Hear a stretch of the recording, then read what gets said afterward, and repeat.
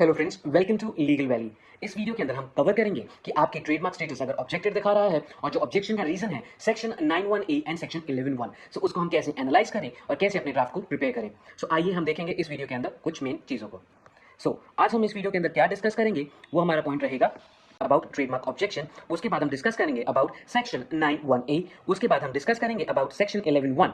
अब उसके बाद हम डिस्कस करेंगे कि आप अपना ट्रेडमार्क का फ्रेश एप्लीकेशन सबमिट कर रहे हैं तो आपको किन पॉइंट्स को कंसीडर करना चाहिए जिससे कि आपका एक combined objection under section 91A and section 11(1) avoid किया जा सके।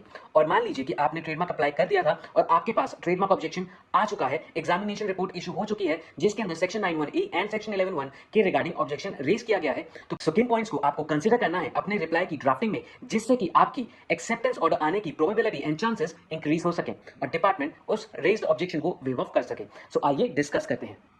अगर आपको कोई क्वेरी है या कंफ्यूजन है तो आप हमें इस नंबर पे कांटेक्ट कर सकते हैं, आप हमें व्हाट्सएप कर सकते हैं, आप हमारी वेबसाइट को जाके चेकआउट भी कर सकते हैं और अपनी क्वेरी को हमें मेल भी कर सकते हैं। बैक टू द टॉपिक, अब हम डिस्कस करेंगे अबाउट ट्रेडमार्क ऑब्जेक्शन। देखिए, ट्रेडमार्क ऑब्जेक्शन को हम डिस्कस करते हैं। हमें पहले ये समझना होगा कि ट्रेडमार्क ऑब्जेक्शन बेसिकली होता क्या है। देखिए, ट्रेडमार्क रजिस्ट्रेशन प्रोसेस के अंदर बहुत सारे स्टेजेस होते हैं जिसमें से one of the initial stages होता है स्टेज ट्रेडमार्क ऑब्जेक्शन का। अब देखिए, ट्रेडमार्क ऑब्जेक्शन का मतलब ये कतई नहीं होता कि आपकी एप्लीकेशन को स्ट्रेट अवे डिनाई कर दिया जाएगा, बट इसके अंदर जो ट्रेडमार्क रजिस्ट्रार होता है वो आपसे कुछ चीजें मांगता है, जैसे कि वैलिड रीजन या फिर valid explanation about the trademark जो कि आपने अप्लाई किया है, और उसके रजिस्ट्रेशन प्रोसेस को कंप्लीट करने के लिए अगर उसको कुछ डाउट आ रहा है तो आपसे फर्दर रीजन मांगता है, एक्सप्लेनेशन मांगता है, जिससे कि वो आपकी एप्लीकेशन को प्रोसेस करे एंड अकॉर्डिंगली अपना डिसीजन ले सके। अब देखिए, यहाँ पे बहुत सारे रीजन होते हैं ट्रेडमार्क ऑब्जेक्शन के लिए, और उनमें से कुछ रीजन है जैसे कि, और उनमें से कुछ रीजन है जैसे कि similarity with an existing trademark. आपने ट्रेडमार्क अप्लाई कर दिया बट आपसे पहले किसी और ने उस ट्रेडमार्क को रजिस्टर करा दिया या किसी और ने उस ट्रेडमार्क के लिए अप्लाई कर रखा है, तो भी आपको ट्रेडमार्क ऑब्जेक्शन रेज किया जा सकता है। आपने अपने ट्रेडमार्क के अंदर कुछ ऑफेंसिव वर्ड्स को यूज किया है, और साथ में और अलग एक पॉइंट आता है जैसे कि यूनिकनेस से रिलेटेड आपका ट्रेडमार्क यूनिक नहीं है, और बहुत सारे छोटे मोटे पॉइंट्स होते हैं जिसके बेस पे ट्रेडमार्क ऑब्जेक्शन रेज किया जा सकता है। अब आइए देखिए, अब आपको सेक्शन 91A और सेक्शन 11(1) इन दोनों का ही ऑब्जेक्शन रेज अगर कर देता है तो उस चीज को आपको इंटीमेट करा कैसे जाता है, उस चीज को आपको इंटीमेट किया जाता है ट्रेडमार्क ऑब्जेक्शन के थ्रू, जो कि आती है एग्जामिनेशन रिपोर्ट के थ्रू। एग्जामिनेशन रिपोर्ट के अंदर सबसे ऊपर आपका रेफरेंस नंबर दिया जाता है, उसके बाद ये एग्जामिनेशन रिपोर्ट किस डिपार्टमेंट से आया है उसके रिगार्डिंग इन्फॉर्मेशन होती है, उसके बाद आपका एप्लीकेशन नंबर बताया जाता है, आपकी क्लास के रिगार्डिंग बताया जाता है, आपका एप्लीकेंट का नेम भी इसमें लिखा जाता है, उसके बाद आपके ग्राउंड्स ऑफ ऑब्जेक्शन, जैसे कि इसके अंदर दो ऑब्जेक्शन रेज किए गए हैं सेक्शन 9 एंड सेक्शन 11 का, उन ऑब्जेक्शन के बारे में बताया जाता है जिसके बेस पे रजिस्ट्रार को लग रहा है कि आपकी एप्लीकेशन को प्रोसेस नहीं किया जाना चाहिए। और साथ में आपको एक टाइम लिमिट भी दी जाती है जिसके अंदर आपको अपना रिप्लाई सबमिट करना होता है। अगर आप उस रिप्लाई को सबमिट नहीं करते हैं तो आपकी एप्लीकेशन को रिफ्यूज भी किया जा सकता है, बट स्ट्रेट अवे रिफ्यूजल कभी नहीं की जाती, हमेशा डीम टू अबेंडन की कैटेगरी में जाता है। उसके बाद आपकी एप्लीकेशन को अबेंडन मान लिया जाता है। और मान लीजिए कि अगर रजिस्ट्रार आपके रिप्लाई से सेटिस्फाइड नहीं है तो आपकी एप्लीकेशन को रिजेक्ट करने के बजाय शो कॉज हियरिंग में कन्वर्ट कर दिया जाता है, जिसके बाद रजिस्ट्रार आपसे फर्दर डिस्कशन करता है एंड देन अपना फाइनल डिस्कशन को रिजर्व करके आपको बता देता है। अब आइए डिस्कस करते हैं हम सेक्शन 91A के रिगार्डिंग। सेक्शन 91A ये बेसिकली होता क्या है, इस चीज को समझते हैं। सेक्शन 9 होता है absolute ground for refusal of registration. अब इसके अंदर हमें ये समझना है, अब इसकी रीडिंग ऐसे आती है जिसमें बोला जाता है कि जो ट्रेडमार्क है, trademark which are devoid of any distinctive character, that is to say they are not capable of distinguishing the goods और services of one person from those of another person. अब इस चीज को हमने तीन चीजों के अंदर बांट लिया। अब देखिए, पहला पॉइंट है devoid of any distinctive character, दूसरा पॉइंट है not capable of distinguishing the goods और सर्विसेज, तीसरा पॉइंट है one person from those of another. अब डिवॉइड ऑफ डिस्टिंक्टिवनेस का मतलब क्या होता है, डिवॉइड ऑफ डिस्टिंक्टिव कैरेक्टर ये होता क्या है, इस चीज को समझते हैं। डिस्टिंक्टिवनेस को अगर हम जनरल टर्म में समझे, एक लेमैन लैंग्वेज की टर्म में समझे, तो इसका मतलब होता है यूनिकनेस। यूनिकनेस मतलब अलग थलग, मार्केट के अंदर सबसे दिखना, अपने आप में यूनिक होना। अब देखिए, ये जो यूनिकनेस है या तो ये इनहेरेंट होएगी या फिर ये एक्वायर्ड होएगी। इनहेरेंट डिस्टिंक्टिवनेस का मतलब होता है कि आपने जो ट्रेडमार्क अप्लाई किया है, अगर जो आपका ट्रेडमार्क है और उसको आपने अप्लाई कर दिया, उसकी आसपास की जितनी लेयर्स हैं, जैसे कि गुड्स एंड सर्विसेज, उसका डिजाइन ले लो, उसके एप्लीकेंट का नाम ले लो, उन चीजों से अगर हम उसको दूर कर दें और सिर्फ आपके ट्रेडमार्क को ही एनालाइज करें तो वो अपने आप में स्टैंड आउट कर सके, तो उसको बोलेंगे इनहेरेंट डिस्टिंक्टिवनेस। एक्वायर्ड डिस्टिंक्टिवनेस का मतलब होता है कि आपने अपने ट्रेडमार्क के नाम से अपने गुड्स एंड सर्विसेज को प्रोवाइड किया, और क्योंकि टाइम फैक्टर की वजह से, उसकी सेल्स की फैक्टर की वजह से, या फिर किसी थर्ड फैक्टर की वजह से उसने यूनिकनेस गेन कर ली, मतलब मार्केट के अंदर एक होल्ड बना लिया, तो उसको बोलेंगे एक्वायर्ड डिस्टिंक्टिवनेस। अब इसके अंदर कोई टाइम लिमिट सेट नहीं होती, अगर आपका प्रोडक्ट एक दिन के अंदर सक्सेसफुल हो जाता है तो भी वो डिस्टिंक्टिवनेस को एक्वायर कर लेगा। अब आते हैं कि पहले में बोला गया कि devoid of any distinctive character, मतलब कि उसके अंदर एब्सेंस है डिस्टिंक्टिव करेक्टर की। इस एब्सेंस की वजह से वो कैपेबल ही नहीं रहा अपने गुड्स एंड सर्विस को डिस्टिंग्विश करने में, मतलब कि अपने गुड्स एंड सर्विसेज को अलग से बताने में वो कैपेबल ही नहीं है। अब इसके अंदर हमें क्या सोचना चाहिए, इसके अंदर हमें ये देखना चाहिए कि क्या हमारे ट्रेडमार्क के अंदर कुछ इनहेरेंट क्वालिटीज हैं या फिर कोई डिस्टिंग्विशिंग कैरेक्टरिस्टिक्स हैं जिसकी वजह से हमारा मार्क मार्केट में एक अपनी सेपरेट अलग से यूनिक पोजीशन बना सके। उसके बाद जब हम पॉइंट नंबर 1 को 2 के साथ रिलेट करते हैं तो अब हम आते हैं तीसरे वाले पॉइंट के ऊपर।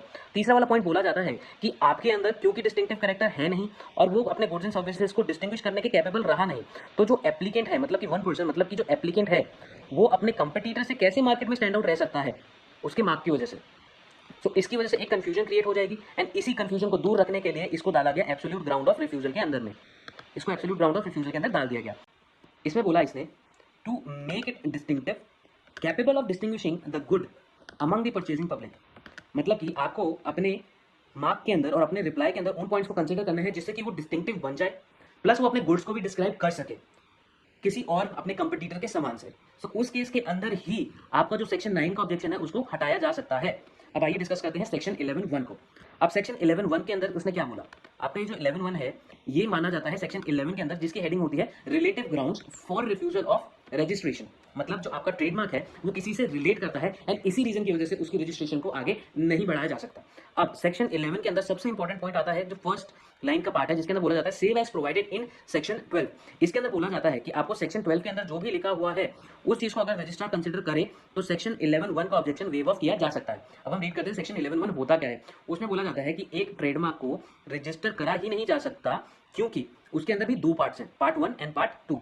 पार्ट ए के अंदर बोला जाता है कि जो मार्क की आइडेंटिटी है वो किसी और अर्लियर ट्रेडमार्क से एग्जैक्टली मैच करती है, प्लस इन एडिशन, मतलब एक पॉइंट तो ये है जिसको आपने करना है, साथ में उसके अंदर ये भी बोला गया है कि जो गुड्स एंड सर्विसेज आपके ट्रेडमार्क ने कवर कर रखा है वो किसी अर्लियर मार्क से सिमिलर है। तो आप 11(1) के अंदर फॉल करेंगे एंड आपको एप्लीकेशन को एक्सेप्टेंस नहीं दी जाएगी। 11(1) के अंदर बोला जाता है कि आपका जो मार्क है वो सिमिलर है, एग्जैक्टली मैच नहीं करता, थोड़ा बहुत मिलता है किसी अर्लियर ट्रेडमार्क से। प्लस उसके अंदर एक और आपको पॉइंट साथ में ये भी देखना है कि जो आपने अपने गुड्स एंड सर्विसेज दे रखे हैं एप्लीकेशन के अंदर वो आइडेंटिकल भी हो सकते हैं या फिर सिमिलर भी हो सकते हैं, मतलब कि इसके अंदर बोला गया कि आपका ट्रेडमार्क थोड़ा बहुत मिलता जुलता है, साथ में आपके जो गुड्स हैं या सर्विस है उनकी जो आपने डिस्क्रिप्शन दे रखी है वो या तो थोड़ी बहुत मिलती है या फिर हल्की फुल्की एग्जैक्टली मैच कर जाती है।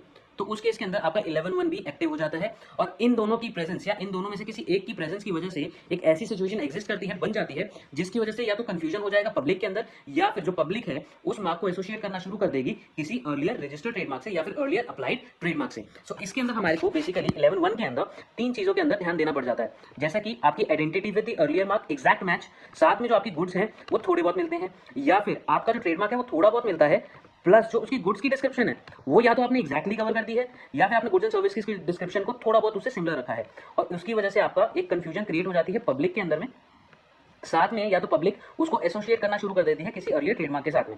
अब देखिए इसके अंदर आपको क्या देखना है, 11(1) ये बोलता है कि आपका एग्जैक्ट मार्क है plus similar goods and services है, 11(b) बोलता है कि आपका सिमिलर मार्क है प्लस आपका एग्जैक्ट या सिमिलर गुड्स एंड डिस्क्रिप्शन है, और इसकी वजह से आप एक अनड्यू एडवांटेज उठाना चाहते हो अपनी पब्लिक में से प्रॉफिट का, और इसी प्रॉफिट मतलब इसी कंफ्यूजन को बचाने के लिए और आपके अनड्यू प्रॉफिट को रोकने के लिए सेक्शन 11(1) को या 11(1) को डाला जाता है, जो कि दोनों कवर होते हैं सेक्शन 11(1) के अंदर। अब आते हैं कुछ एग्जांपल्स को कंसीडर करते हैं जिसके अंदर हम ये समझ पाएंगे कि सेक्शन 9(1) एंड सेक्शन 11(1) दोनों ही ऑब्जेक्शन क्यों रेज किए गए हैं।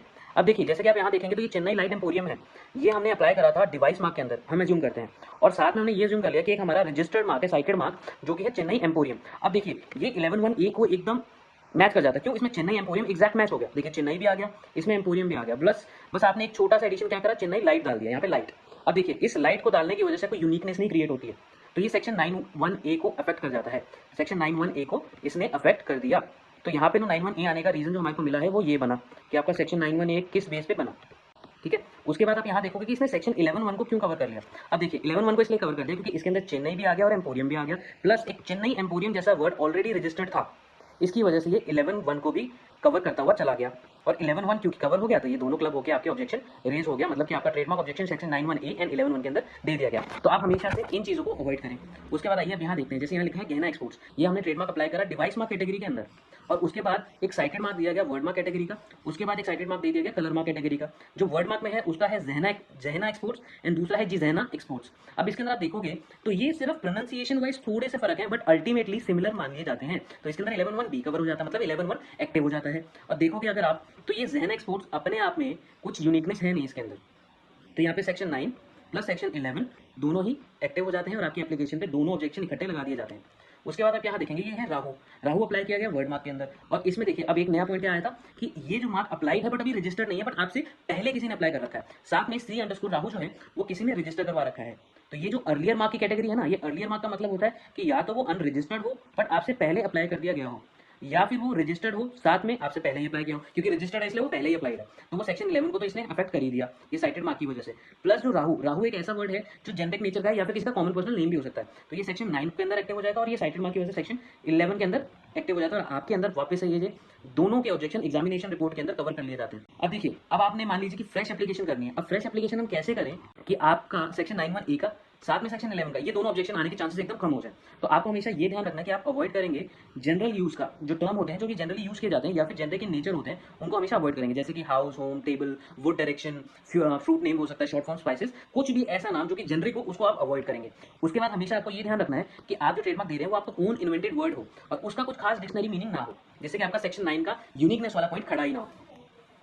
उसके बाद आपको ये ध्यान रखना है कि आपको कभी भी ऐसे वर्ड्स यूज नहीं करने जो कि डिस्क्राइब कर दें आपके ट्रेडमार्क की क्लास को, जो कि या तो बेसलाइन मान लीजिए या फिर टैगलाइन आप जो देते हैं वो कभी भी आपके ट्रेडमार्क की क्लास को डिफाइन नहीं करने चाहिए, आपके ट्रेडमार्क को डिफाइन नहीं करने चाहिए। आपको कभी भी मैस्कॉट्स या कैरेक्टर इस्तेमाल नहीं करना चाहिए जिनके राइट्स आपके पास ना हो। आपको हमेशा पब्लिक सर्च कर लेनी चाहिए, जिसका लिंक यहाँ पे लिखा गया है, ये ऑफिशियल लिंक है जहाँ पे जाकर के आप ट्रेडमार्क की साइट पे चेक कर सकते हैं कि वो ट्रेडमार्क यूनिक है कि नहीं।